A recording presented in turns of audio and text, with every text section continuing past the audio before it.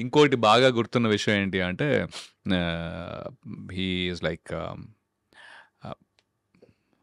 సీన్లో ఎన్టీఆర్ బావ కాళ్ళు పట్టుకోవాలి, బావా ప్లీజ్ యూనో నా చెల్లి జాగ్రత్త టైప్లో ఏదో ఉంటుంది. అయితే వాజ్ ర్యాగింగ్ మీ, నేను వచ్చి నీ కాళ్ళు పట్టుకోవాలా? గురుగారు నాకు సంబంధం లేదు, కావాలంటే మీరు డైరెక్టర్ గారు నేను తారక్ గారు ప్లీజ్ డోంట్ నన్ను ఇన్వాల్వ్ చేయకండి, మీరు చూసుకోండి, నేనే నన్ను ఎందుకండి లాగుతున్నారు దీంట్లో అని చెప్తే, ఇలా కాదు నేను సినిమా రిలీజ్ రోజుని అరే పక్కా రవిని తీసుకురండి, మనతో పాటే సినిమా చూస్తాడు, తను ఫ్రంట్ రోలో కూర్చోబెడతాను, నా కాళ్ళు పట్టుకునే చూస్తాను. అప్పుడేమవుతుంది తెలుసా, నా ఫ్యాన్స్ నీ చూసుకుంటారు, అరే ఇంత ఆఫర్ ఎందుకు బాబు నాకు, నేను నా స్థానంలో నేను బాగానే ఉంటాను, చుట్టుపక్కల కూడా కనిపించనని, రాఖీ రిలీజ్ తర్వాత మాత్రం నేను మాత్రం మీతో ఉండనని చెప్పేసా. So I think that beautiful memories ఇవన్నీ. హీఈస్ అమేజింగ్ అండి, he's very very good, he's super good actually. ఇంకోటి ఏంటంటే I became his fan after the movie. అంటే అంతకు ముందు కూడా he's done fab job okay, కానీ అప్పటికి నేను కూడా యాక్టింగ్లో లేను కాబట్టి ఇది ఎంత కష్టం అనేది నాకు తెలీదు. మైండ్లో ఏముంది చేయగలుగుతాం అంతేగా అన్నట్టు ఉంటుంది. బట్ ఒక సీన్, ఒక కెమెరా పెట్టిన తర్వాత how do you get in to as an actor, ఎలా, అది ఒక ప్రాసెస్ ఉంటుంది, ఇంత కష్టంగా ఉంటుంది. నాకు ముందు ఏం తెలియదండి యాక్చువల్లీ. సినిమా చేసేదాకా కూడా ఒకటే టేక్ ఉంటుంది అనుకున్నా, ఒకటే టేక్ ఉంటుంది, అది మనం చేసేస్తాం అయిపోద్ది అంతే కదా అని. బట్ నో, ఇది అసలు అంత సింపుల్ గానే కాదు. ఆ ప్రాసెస్లో మాస్టరీ చేసిన వాళ్ళు ఉంటారనేది తర్వాత అర్థమైంది. And he's like grandmaster NTR, amazing timing అన్నీ, అంటే వాయిస్ మాడ్యులేషన్ నుంచి, ప్రెసెన్స్ నుంచి, టాపా ఎనర్జీ నుంచి, హీఈస్ మెమరీ నుంచి, I think I have become his fan as an actor. I've become his fan. In the current generation, I feel that he tops the list in terms of slipping into anything. I have heard behind the scenes stories lo chaala mandi chepparu నాకు ఈ విషయం. Tarak is like a league apart ani. And see again, I will not. Ipudu everybody has a certain style. Okay.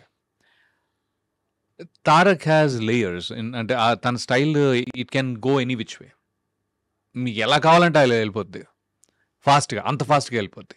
ఇప్పుడు like Mahesh Babu గారు కానీ, పవన్ కళ్యాణ్ గారు కానీ, రామ్ చరణ్ గారు కానీ, they have their own style. మీరు అందరితో యాక్ట్ చేశారు? అందరితో యాక్ట్ చేశాను. అయితే ఇప్పుడు మహేష్ బాబు గారు నాకు బాగా గుర్తుంది, సైనికుడి టైంలో అనుకోకుండా he had like one big dialogue, very emotional dialogue.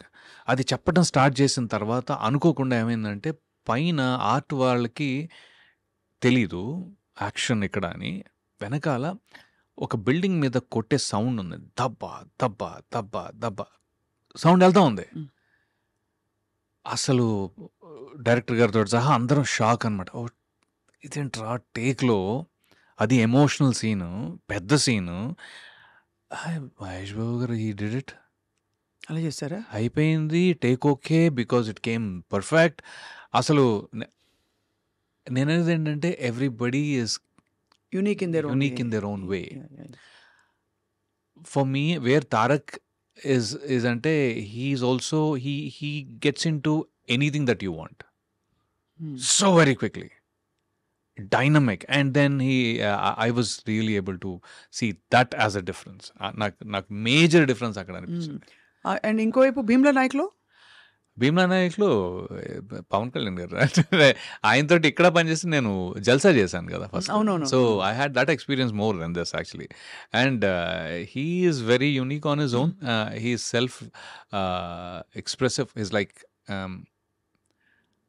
Is very light hearted first of all, very light hearted, very genuine through. అది నాకు బాగా నచ్చుతుంది ఆయన. ఓకే, అంటే he's very casual, he takes the information and he exchanges that information. అది భలే అనిపించింది నాకు. ఆయనతో అయితే బేసికలీ ఆయన జానీ గురించి మాట్లాడా.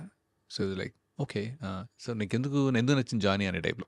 So I think everybody has their unique presence and మీకు థ్రిల్ అనిపించి ఉంటుంది కదా, మీరు ఏదో యాక్టర్ అవుదాం అనుకున్నారు సరే, బట్ పెద్ద పెద్ద హీరోలతో పాటు యాక్ట్ చేయడం అంటే అది ఒక డ్రీమ్ కమ్ ట్రూ. అది డ్రీమ్ కమ్ ట్రూ. మీరే హీరో అవ్వచ్చు, ఫ్రాంక్లీ మీరే హీరో అయి ఉండొచ్చు కదా అని కూడా చాలా మందికి. అది అంటే నేను అదే అంటున్నా, I think it is a very long game. Okay, దీంట్లో ఏంటంటే మీకు లక్ చాలా ఇంపార్టెంట్. అయితే what I will advise people who want to be actors also is that కి they have to keep on working hard in a discipline without expecting anything. Hope ఉండొచ్చు కానీ they have to constantly improve their skill. ఏదో ఒక టైంలో అది బయటకు వస్తుంది. But ఒకసారి బయటికి రాకపోవచ్చు, they still have to continue. This is their mental state. అది ఉంటే రండి, లేకపోతే లైట్ తీసుకోవడం better.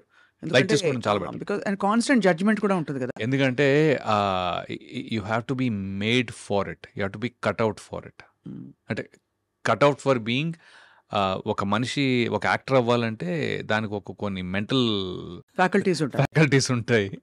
You have to be cut out for it. మీరు